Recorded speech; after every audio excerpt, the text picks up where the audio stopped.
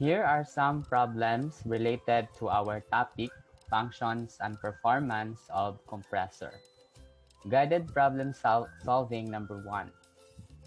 Refrigerant 134A enters the compressor of a refrigeration cycle at 160 kilopascal and negative 10 degrees Celsius with a flow rate of 0.25 meter cube per minute and leads at 900 kPa and 60 degrees Celsius. The ratio of the clearance volume to the displacement volume is 0.05. Determine the volumetric efficiency of the compressor, the power input to the compressor, the isentropic efficiency of the compressor, the rate of exergy destruction, and the exergy efficiency of the compressor. Take the ambient temperature to be 25 degrees Celsius. So first is you're going to draw the diagram or the schematic diagram.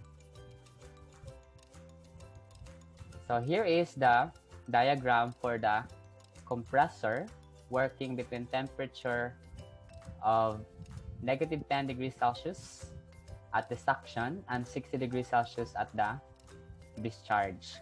So here we are given with two properties, both in the suction and discharge of the compressor.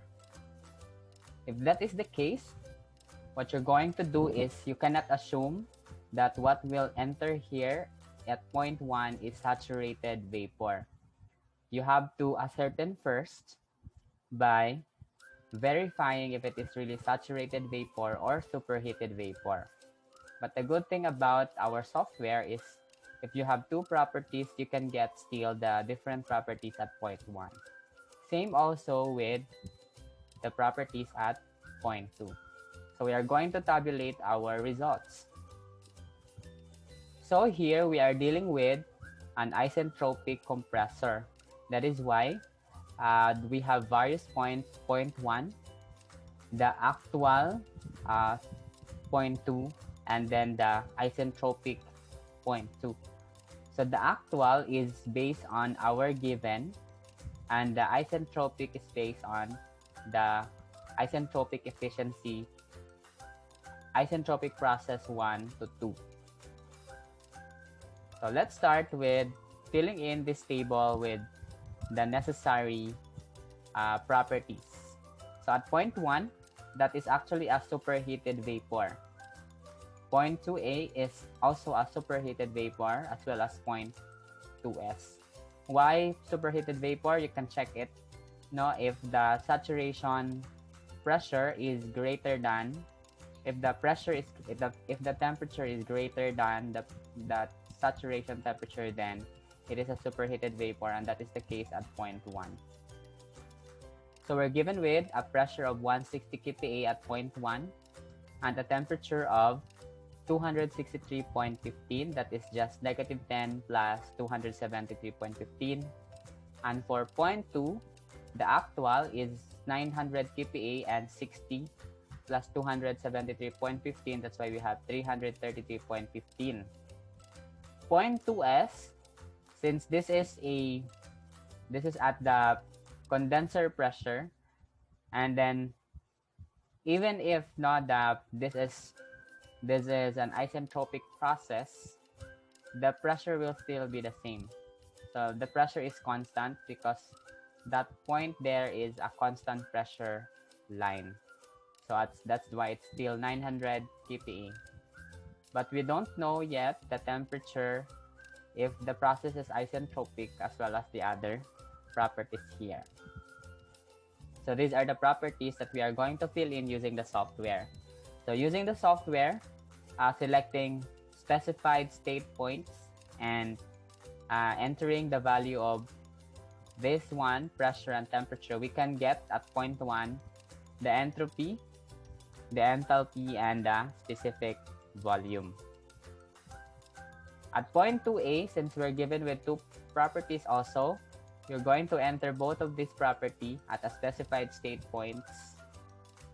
So the value will be 1.7932, 443.28, and 0.0261. Now, if the process is isentropic, then the entropy at point 2 S should be equal to the entropy at point 1. This is the reason why the entropy here is the same with the entropy at point 1, and that is 1.7554. And since we already have two properties here, we can just input this in the software and get the rest of the unknown property. So we can see that the temperature 2S is 321.23. So if the process is isentropic compression, then the temperature is lesser than the actual temperature of 333.15, as well as the enthalpy is also lesser. So we are able to get all the properties. So we are going to use these properties in calculating the different quantities needed. The first one is calculate the volumetric efficiency of the compressor.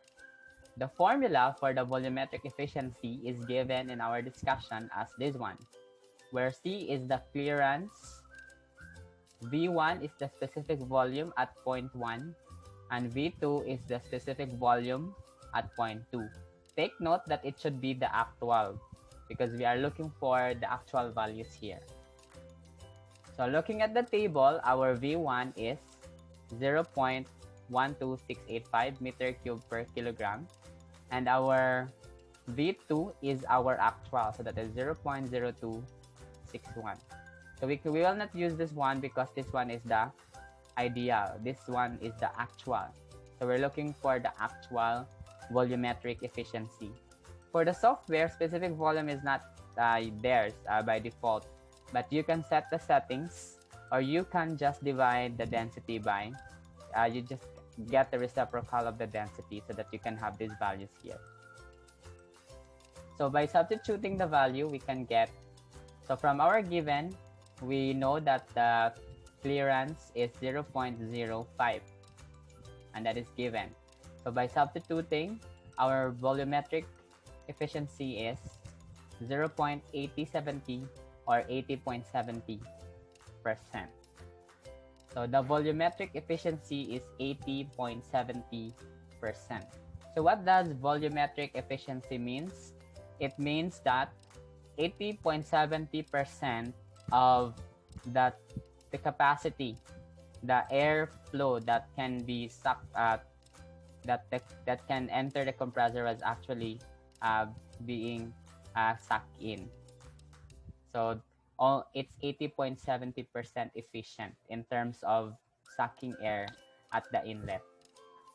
So meaning the remaining around 20% is can be lost during the process.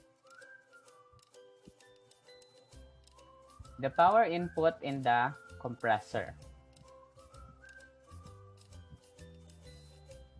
So the formula for the power input is the mass flow rate of the refrigerant times delta T. Anyway, this is not air but refrigerant rather. So we're given with, we already have H2 and H1 from our table. Again, we're going to use the actual value. Since we do not have yet the mass flow rate, we need to calculate it yet. So for the mass flow rate, that is just equals to the volume flow rate divided by the specific volume at point 1. From the given, the volume flow rate is given as 0.25 meter cube per minute. And then from our table, the specific volume at point 1 is 0.12685. So by substituting, our mass flow rate is 1.9708 kilogram per minute. So this is the same mass of air that will enter here at the inlet and will leave the compressor at point 2. So by substitution, so again, we use the H2A because we need the actual value. That's why it's 443.28 minus H1, that is 393.91. So the power input in the compressor is 97.2984 kilojoules per minute, and you can divide it by 60 so that your result is in kilowatt. So the power input in the compressor is 1.62 kilowatt. So as you can see here, our power input or the power required for the compressor to operate is 1.62 kilowatt. So this is the actual power input needed in the compressor. So we can see that the power input is a function of the mass flow rate, which is a function of the volume flow rate of air or refrigerant. Letter C, the isentropic efficiency of the compressor. So we define the isentropic efficiency from our discussion as the difference, as the quotient rather, of the isentropic work to the actual work. Because in the actual operation of compressor, more work is actually needed than the ideal. So that's why the actual is in the denominator. So the isentropic efficiency, if that is 1, so meaning the actual work is just equals to the isentropic work. So it should be, the best efficiency should be 100%. So by substitution to these values here, and from the table, so we can get the isentropic efficiency as 74.92%.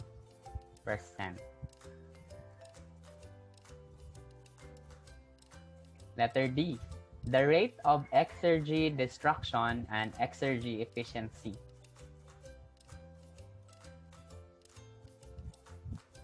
So the formula for the rate of Exergy destruction is the mass flow rate times TO times delta S.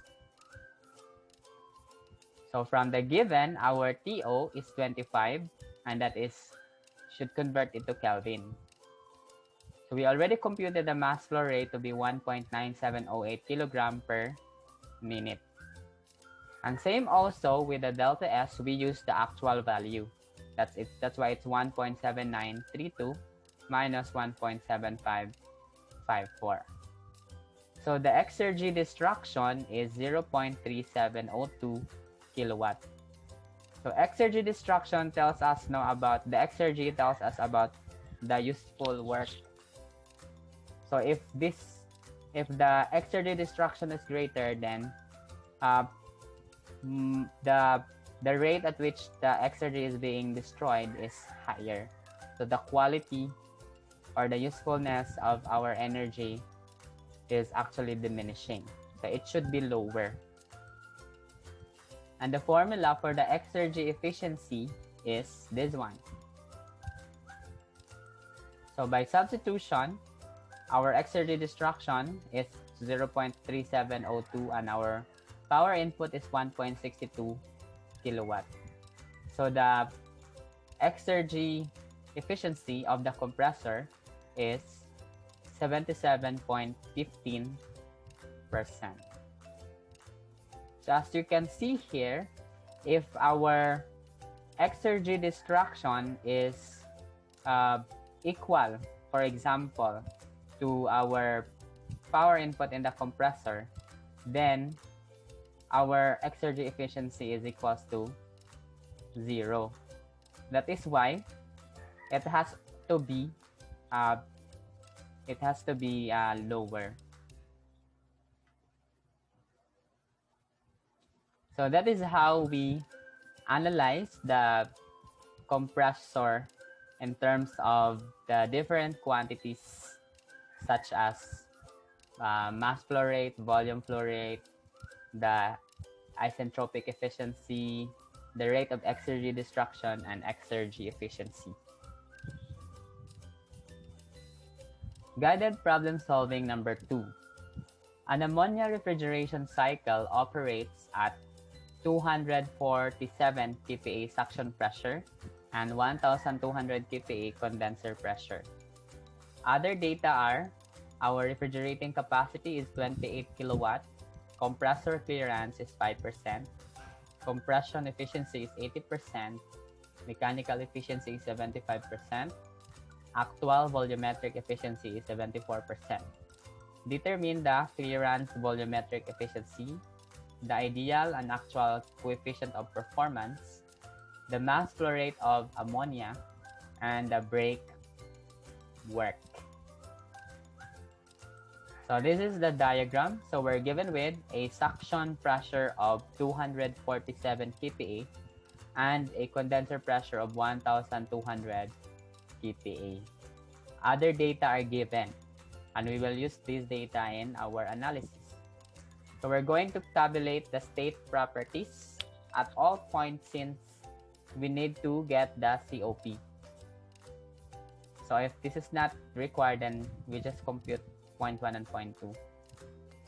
So since the temperature at point 1 is not given, then we will assume that this is a saturated vapor. At point 2, it's always superheated vapor. Point 3 is saturated liquid, and point 4 is a mixture. So the pressure at points are given. And we're going to fill in this table using the software. At point 1, since this is a saturated vapor and we are given with pressure, then if we're going to input that in the software, then our temperature, entropy, enthalpy, and specific volume can be computed. Now at point 2, since this is an isentropic, assuming that this is an isentropic process, then entropy at point 2 would be 6.2850. And by using a specified state point in the software and putting in 1,200 kPa and 6.285, then our temperature, enthalpy, and specific volume are as follows. At point 3, since this is saturated liquid, we only need one property. So by placing that in the saturation point in the software, our temperature, entropy, enthalpy, and specific volume are as follows. And then at point 4, the enthalpy at point 3 and point 4, since that is an isentropic process, are the same. We don't need to get entropy and specific volume because that will not be required in the calculation. But the temperature is 259.21 at point 4. So now that we have this property, we can get now the different requirements. The first one, which is the first requirement is the clearance volumetric efficiency. So the formula for the clearance volumetric efficiency is this one. And from the given, we're given with C as 0.05. So plugging in V1, that is 0.4887, and we have V2 as 0.1430. And then our volumetric efficiency, our clearance volumetric efficiency is 87.95%.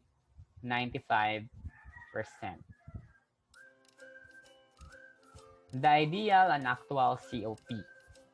The formula for the ideal COP is our desired input, which is the refrigerating effect, that is QL, divided by the isentropic work in the compressor. So the ideal here, we are going to use the isentropic value.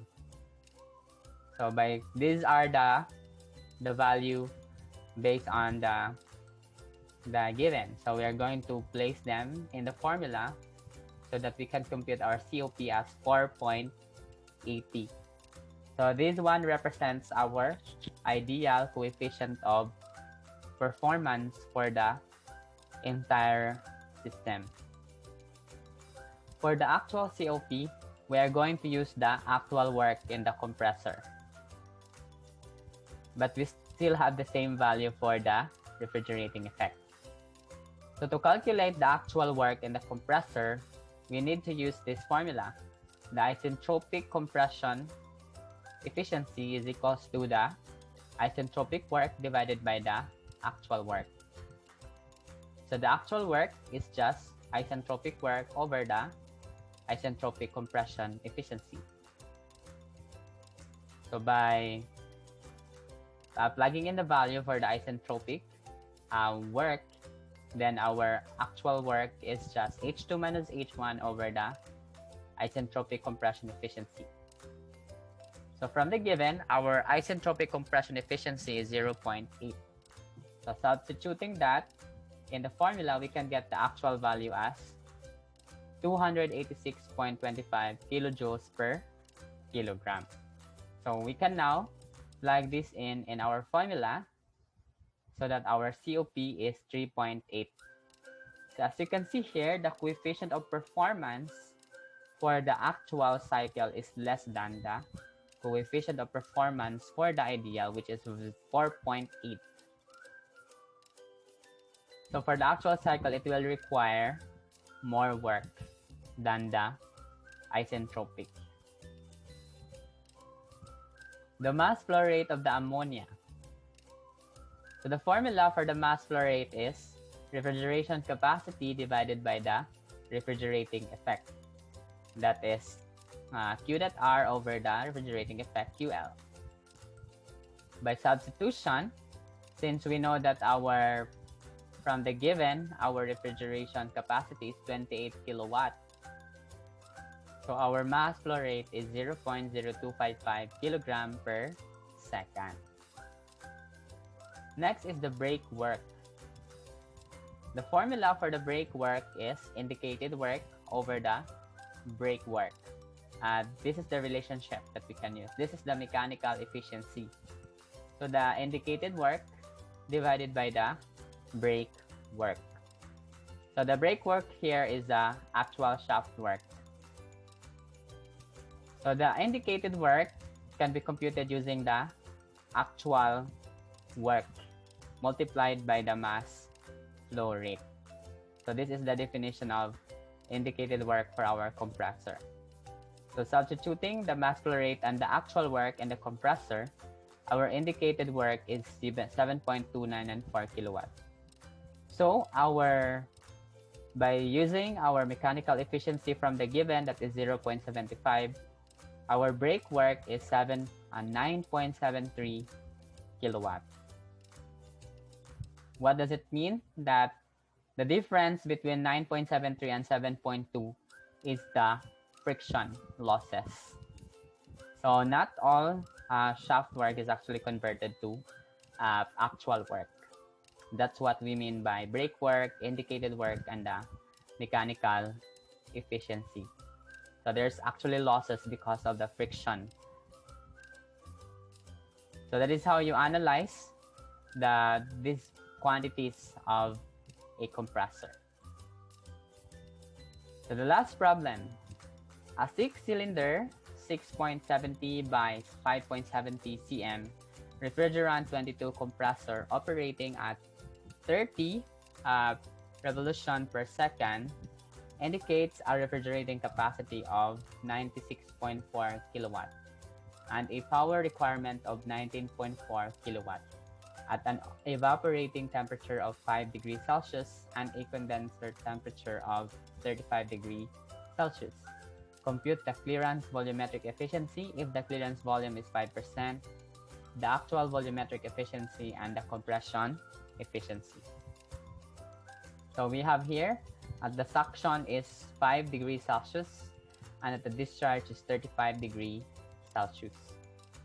So tabulating, so we are given with, since we do not know the pressure here, so we assume that this is a saturated vapor.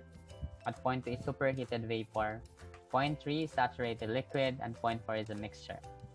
So we're given with a temperature at point 1 that is 5 plus 273. So that's why we have 278.15 Kelvin. At point 3, we're given with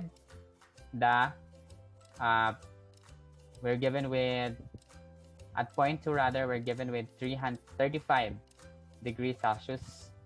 So that's why we have the values here in our table.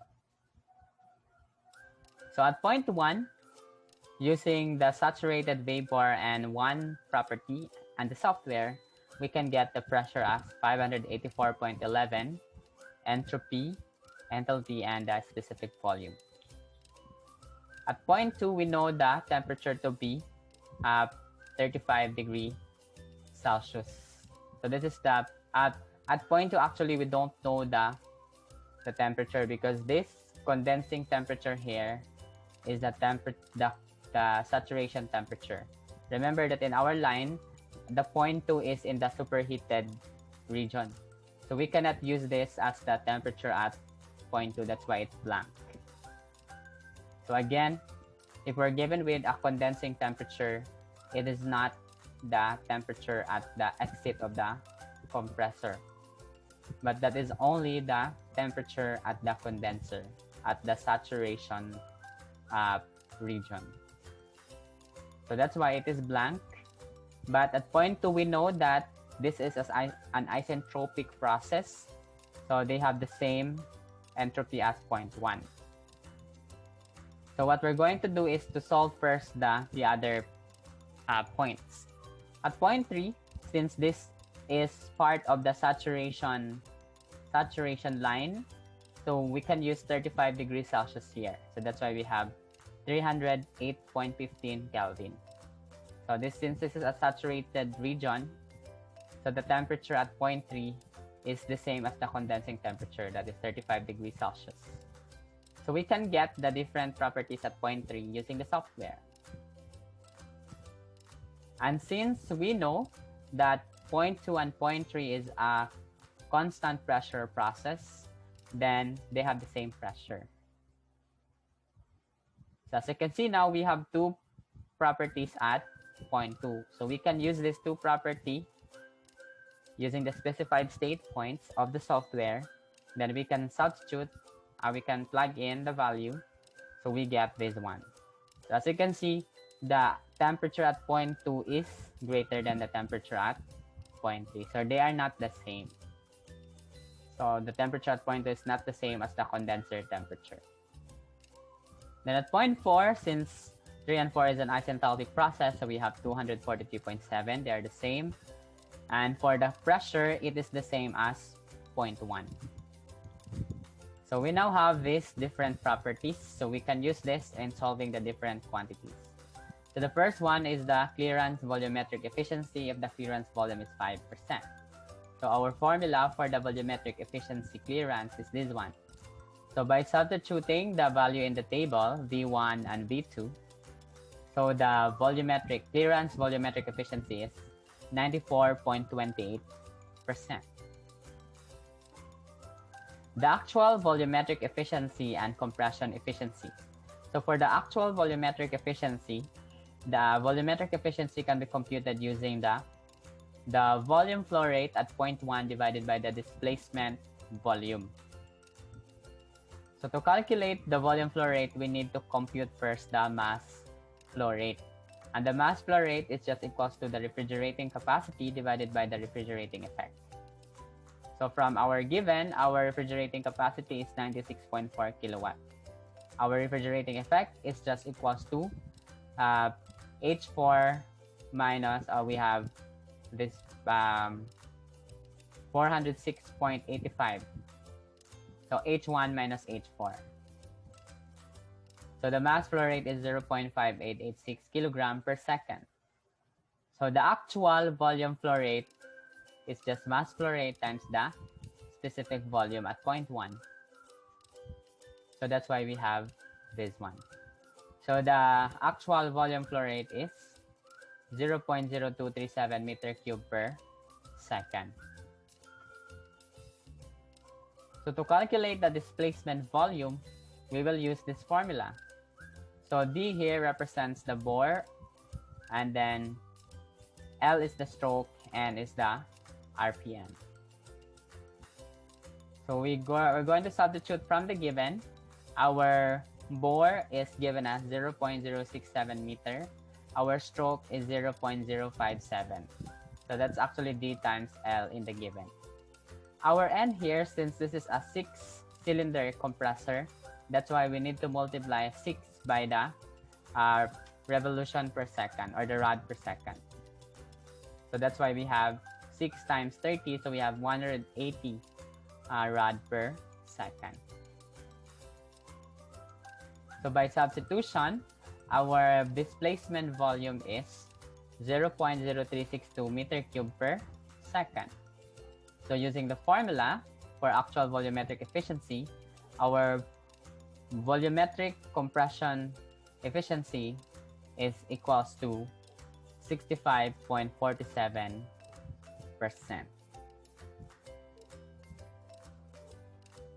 For the compression efficiency, we're going to use the formula isentropic work divided by the actual work. For the isentropic work, that is just equals to mass flow rate times the isentropic work, which is H2S minus H1. So from the given and from the table, so our H2S is 427.54, and then our H1 is 406.85. So the isentropic work is 12.1781 kilowatt. So from the given, our actual work is 19.4 kilowatt. So using this value, we can get the compression efficiency of the compressor as 62.77%. So that is how you calculate the different requirements for our compressor.